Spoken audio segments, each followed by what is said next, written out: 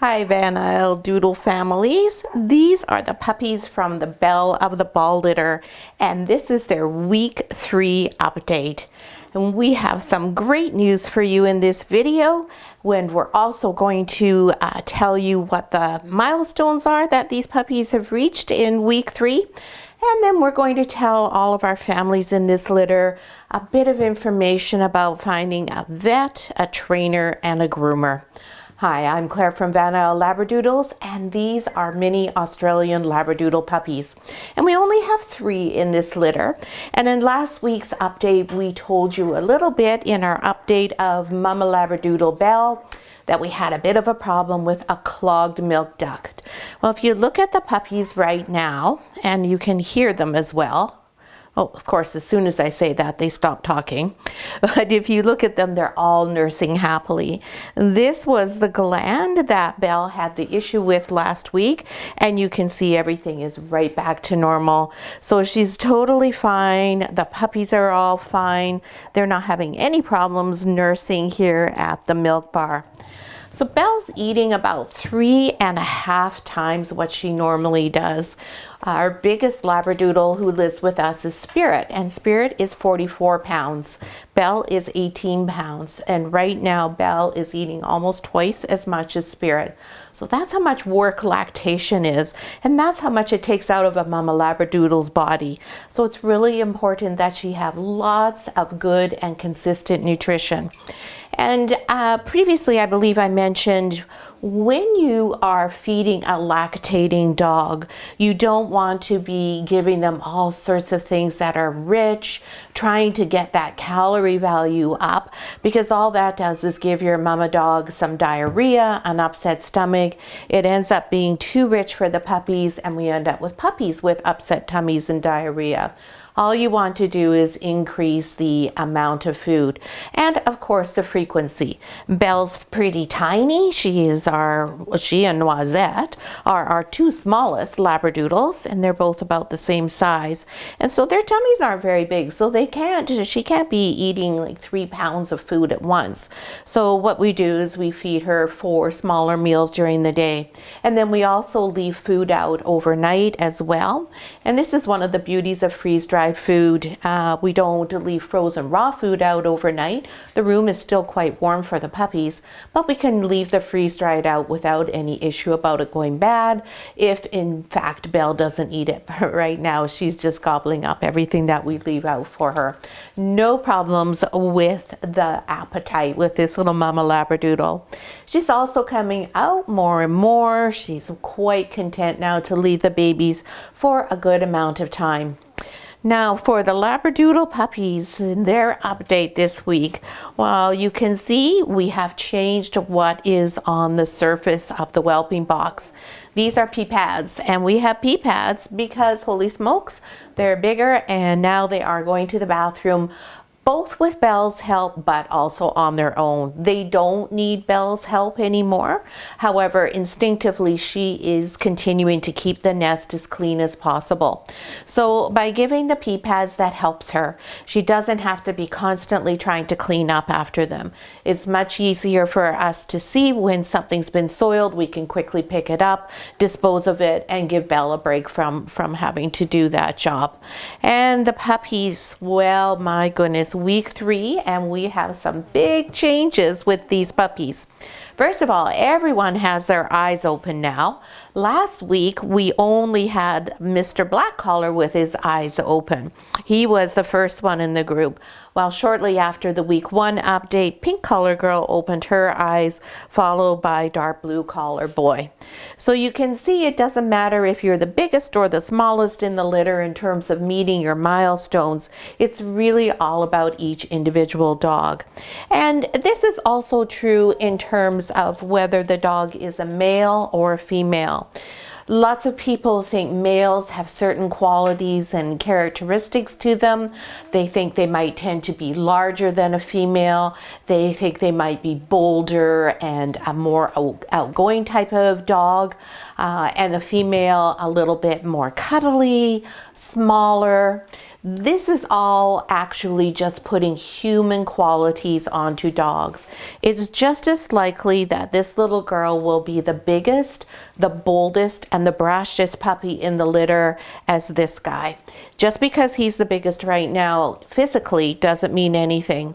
And if you'll look at Pink Collar Girl right now and how she's nursing, this is a really good example. She's a female. She has absolutely no problem being what we would call sort of dominant over her brother here. She will climb over top, she'll shove him out of the way, and she'll go ahead and nurse. So what it all comes down to is each individual puppy's temperament. It has nothing to do whether they are female or male. And indeed, once a puppy is neutered or spayed, all dogs become gender neutral. So once they're 8 months old, they're all gender neutral. Up to 8 months old, they're pretty much gender neutral as well because they haven't developed all of their sex hormones yet. So when you have a spayed and neutered dog, when it matures, you will not have any difference between a male and a female. So that's just a little aside for you there. So it wasn't necessarily anything to do with who is the biggest or the smallest in the litter as well as to who hit that milestone in terms of opening their eyes. Now, this week, we also have all 3 puppies have opened their ears. Everybody can hear now, and everybody is up on all fours. They're walking around. They're struggling a little bit with this pee pads here. It's quite a slippery surface, so we will not be leaving the puppies in the whelping box for much longer. As soon as they start to become mobile, that's when we move them out into the doodle den. There we can provide them with a bigger space. We can give them a different surface to be standing on so that they're not slip sliding away all of the time. We want them to have good traction to help them build their muscles and their coordination as they develop their walking skills. And the other fun thing is they're starting to play with each other. Not much yet, but oftentimes you will see Mr. Black Collar Boy, he'll chew on the ears of his siblings. Pink Collar Girl likes to come and do a little body check on her brothers as she likes to play with them, and she gets in there. They kind of chew on each other's faces. They do a little bit of this with their paw. It's really fun to watch. I'll try and get some videos for all of our families of them doing that. Once they move out into the doodle den, we'll see that happening much more over the next week as they continue to develop. And you see Pink Collar Girl there, she was having a hard time getting up because she couldn't get her hind feet to get purchase on there. So that's what's going on with everyone. And we are also starting to see a little bit more of the personalities develop in the puppies. Now, when I give you a little synopsis here on the puppies, when you're taking home one of these puppies, please don't go back and say, gee, at week 3, Claire said my puppy was, whatever I say, because they're changing every day. What happens today is not going to be what happens tomorrow or what happens in 2 weeks from now. Similarly, when you come from for your puppy family visit, when you see the puppies, let's say for instance that dark blue collar boy is very shy and he doesn't want to come out and meet everyone. That has absolutely no bearing on what he is going to be like in the week or 2 following that. Usually what happens after the puppy family visit is their personalities change quite a bit. That visit really is a major turning point for the puppies. So let's look at each of the puppies up close and personal, and then I'm going to talk a little bit about vets, trainers, and groomers for all of our families on this litter of beautiful mini Australian Labradoodle puppies. So we'll do them in birth order as always, and that means we start off with Black Collar Boy here. Now that's going to make Pink Collar a little bit upset because she is using him as her leverage in order to nurse, and so she'll probably give me a little bit of a squawk, and oh, he's attached down below there, so he might give me a bit of a squawk too. Hi, buddy. Hello. Hello. So here is our handsome little guy. This little guy is a black and white, gorgeous fellow. Look at his little nose all filling in. Those pink noses are so adorable. But when they start to fill in like this and we have part black and part pink, oh, that's just the cutest. And you can see the inside of his ears. You can really see his phantom markings really showing up. It's really fun when he's sleeping and one of his ears is like this and you really see those beautiful copper points. You can see them as well over his eyes here and on the sides of his face. Just a very handsome boy. And this little fellow, I'm just going to open up my phone here because that's where I record all their weights. We do have a special software program and it alerts us if ever we have to be concerned about their weights. That way it doesn't matter who's weighing them. We all will know, we'll all get a notification if ever there's a concern with the puppy's weights. We haven't had that happen in this litter. There isn't something that tells us like, holy smokes, they're getting to be super fat. They're not fat though, they're just great. So Mr. Black Collar Boy is, guess what? He's over a kilogram. He is 1.075. Yay, he's broken that all important kilogram mark. So we've got eyes open, ears open, and over a kilogram. And this guy, well, he's the talker in the group. This is our communicator. When he doesn't get his full fill of milk, if one of the milk bar stations runs out, you can hear him. He tells everybody about it, don't you? Yes, you do. Yes, you do. We haven't got any tails wagging yet. That'll be coming in the next month. Then next we have Dark Blue Collar Boy. And this is our really pretty chocolate sable boy. Hey, buddy. And he's a party, just like his brother Black Collar. And party means that half the coat is white and half the coat is the actual base color for the dog. So this guy, oh, he's quiet. He's our little gentle giant. He's the biggest in the litter, and as you can see, and his weight is 1.24 kilograms. He's a chunky guy. Does this mean he'll end up being the biggest puppy in the litter? Absolutely not. It could. He could be, but it does not mean that definitely. He's a great weight. Like I said, he's very quiet. He's extremely laid back. He's the one that we find upside down quite often, and he just likes to have fun. He's the one who's always initiating the play right now. And then we have our pretty little pink collar girl. Oh, yeah, now you're going to make a fuss after I said you don't complain. Sure, make a liar out of me. Pink collar girl, I'm just going to grab her before she latches. There we go. She's our little red caramel girl. And right now, if you take a look, if I brush her coat back, you can see there's slightly lighter colored coat underneath there at the roots. That means she's going to change color. She's not going to stay this dark red color. She's going to lighten up quite a bit. Hey, pretty girl. She's got these little white toes and the little white on top of her head. And she's an innovative problem solver. She has figured out from day one, even though she's the smallest, how to work around her brothers and how to get that spot at the milk bar. Those are the only problems she has in life right now, is how to get to the milk bar. She hasn't moved on to having to solve anything else in her life. It's a pretty simple life for the first few weeks when you're an Australian Labradoodle puppy. And Pink, I'm so proud of her. She is over a kilogram today too. She is 1.02. Yay! So all the puppies are over a kilogram. Everyone's got their eyes open. Everyone's got their ears open. And everyone's just doing so well. It's really just the nicest little litter. Well, usually when we sit down to eat dinner, inevitably, hear that noise? That's a puppy complaining that the milk bar is running out before they're actually tanked right up. Usually when we sit down for dinner, there's some fuss or commotion that goes on. It's inevitable. Murphy's Law. But with these guys, that really hasn't happened. Belle keeps them all so happy and content. Her milk bar, you know, she's tiny, but it's a good milk bar, really plentiful. And even though they fuss because they say they're not full, take a look at the size of these tummies. I think they probably are getting quite a bit of good nutrition there. I think they're just being a little bit greedy now. So now for our families in this litter, what we need to have you start doing now is getting ready for all the important partnerships in your puppy's life. And the most important people in your puppy's life besides you and us as your breeder are going to be your vet, your trainer, and your groomer. And the overriding principle for all three of these things is to find three who are very familiar with Australian Labradoodles.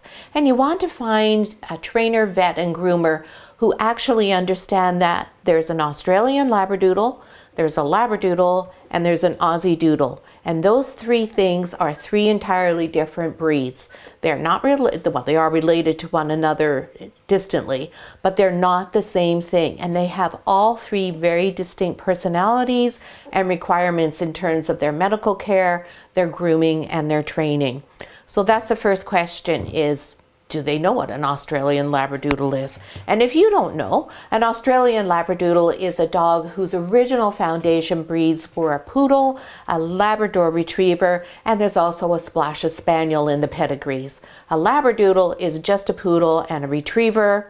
And an Aussie Doodle is a very high energy dog, which is an Australian Shepherd crossed with a poodle. Australian Shepherds are a bit like Border Collies, very high energy and a lot of strong herding drive to go with them. So you want to ask that question first of all. Make sure that your partners with your dog here understand what it is that your dog is, because there's lots of basic things in that DNA that make up an Australian Labradoodle. For a vet, it's extremely difficult to find a vet right now. Vets are in very, very short supply everywhere, but particularly in British Columbia, we are at a very, very low supply. So you may not be able to pick and choose. You may have to just take what you can get. Now, you want to, run through a few things when you go to the vet the first time. You want to take your contract with them so they understand what your responsibilities are under the contract that pertain to medical care, and that would be for vaccinations, worming, flea and tick, etc. And then you just, if they want to know what you're feeding your dog, you're going to tell them you're feeding them a freeze-dried diet. You can tell them you're feeding Stella and Chewy's. That will be one of the recommended foods. And you just want to get a general feeling that you're comfortable there. Sometimes people end up changing vets more than once just to find that good relationship. Having a vet and a good relationship with them is really an important thing in life. So it's worth it now. Start contacting them. Pay to go for a visit just to sit down and chat with them and see if you're comfortable. Go into the clinic, check it out. Is it clean? Is it tidy? Are people friendly? How does it seem to you? Similar things apply for a trainer. Anyone can say they're a trainer. There is nothing that governs anything related to dogs in North America other than if you're a veterinarian. So anyone can hang out their shingle and say, oh yeah, I'm a trainer. Certified trainer is a better thing to have, but you want to ask the person, well, what certification is it you have? Is it some 10-hour course they did online? Or did they get their training from a professional where it was hands-on, they wrote an exam, they did a practical exam? And then you want to know what their familiarity is with an Australian Labradoodle. You certainly, for instance, do not want to find a trainer who is going to suggest that you ever would be using a martingale collar or a prong collar or allows that type of thing in their class. Those things are tools that do not assist anyone or the dog and cause both emotional and physical harm to a dog. Australian Labradoodles are purposely bred to be very soft, gentle-natured dogs. They do not respond well to somebody who has a very approach to learning together with them. They respond to positive rewards. They respond to somebody who's happy, light, bright, and understands how to motivate them. These are super intelligent dogs. This breed is known for its intelligence. That's something people always enjoy, but it also can be a challenge. And when it comes to training, keeping them motivated and interested can be a challenge because they do get bored because they're smart. So again, with a trainer, ask to go to the class. Go in, observe a class, see how the trainer deals with puppies. How many are in the class? Is the facility clean? Is it easy to get to? Are you comfortable walking in the parking lot in the evening if your class happens to be at night? Is there somewhere for your dog that's safe to go to the bathroom before, after, during class? All these sorts of things. And then finally is a groomer. Now, if you look just down here, you can see Mama Belle is playing with dark blue collar. This is just the sweetest thing. See, look at how she's putting her paw out. She's encouraging him to come up and interact with her and play. She just is the gentlest and funnest mom that you could possibly have. And now see how she's got her mouth open and she's going to engage him, and she's saying, come on, let's play. Oh, that's just the sweet. And look, there he is. He's biting on her. There we go. He is just right in there having a great time with his mom. That's just the sweetest thing. When you've got a mom who will play with her puppies like that and teach them play, you've got a winner. Now, the last thing is a groomer. We will be giving you a guide that you can take to a groomer. Same thing. Go to the grooming shop, check around. They too have multiply long waiting lists, so you want to start getting on that waiting list right away. Go in. Is it clean, tidy? Of course there's going to be dog hair. Are they friendly? Are they accommodating? Ask to see their book and pictures of Australian Labradoodles that they've groomed before. Make sure that the look is what you like. I'm going to send you what the breed standard is and the correct way to clip an Australian Labradoodle. If you don't like that and you want your dog to have a different type of look, if you'll look on our owner's Facebook page, which I'm sure you're all a member of if you're on this litter list, you'll see some of our dogs who have ears that are really long, Cocker Spaniel style ears, and you'll see some that are clipped up super short in the Australian Labradoodle style. It's your puppy, you choose what look you like, but I'll provide you with the information to do the clip in the proper manner, but it's totally up to you. Whatever you like is what's right. So I hope you enjoyed the video. We just want to give you a little reminder, if you have a moment and you can press that thumbs up, it's a really big help for us. And if you haven't already subscribed, we really hope that you do so. And if you're looking for a puppy, if you're not on this reservation list, please go to our website. We have a couple of litters with availability soon, and we'll have a few more that we're announcing in the very near future. And we can deliver your puppy to you anywhere in Canada or the United States. So thanks so much for watching, and we'll see you all again next week. She's a good girl. This is just the best mom. Yes, you are. What a good mom. Yes.